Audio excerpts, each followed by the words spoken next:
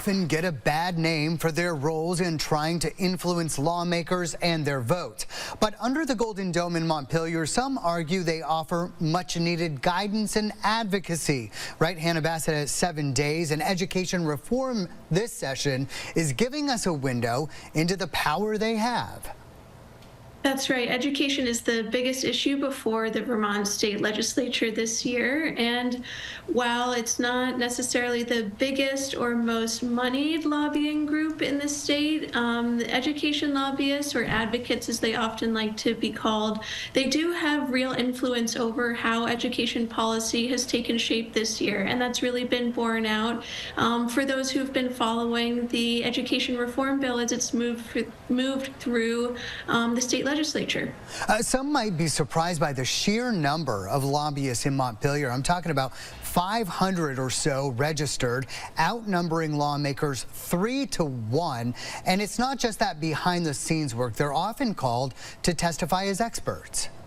That's right. And in a state house like Vermont's that is a citizen legislature, these advocates really do offer real service to these legislators.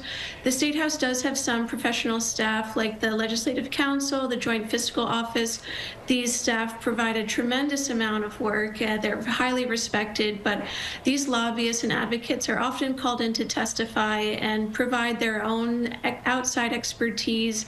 They also help organize grassroots groups to bring in individuals to speak to legislators. So they serve a variety of roles, and they're really, for the most part, I heard from legislators inside the building, very widely respected. It's not seen as kind of the smoke and mirrors kind of dark, secretive process that folks might have in their mind's eye if they've seen lobbying portrayed in Hollywood, for example. Oh, I want to talk about that because, you know, we've all heard the stories about the power that lobbyists have over D.C. I'm thinking, you know, big tobacco, for example, and the criticism that they get. Is that kind of controversy over lobbying seen in Montpelier? It's very different in Montpelier for the most part. Many of these advocates don't work for moneyed interests and out-of-state business, particularly in the education space. Lobbyists really overall do reflect the differing views and interests of grassroots Vermonters.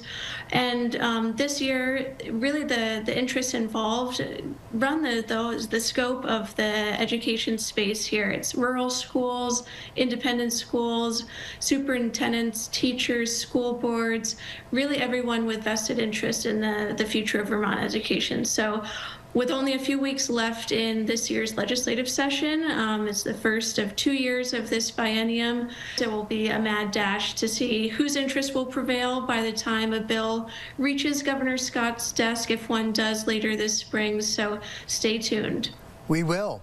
Your story's out in 7 days. Hannah Bassett, thank you. Be well. Thank you.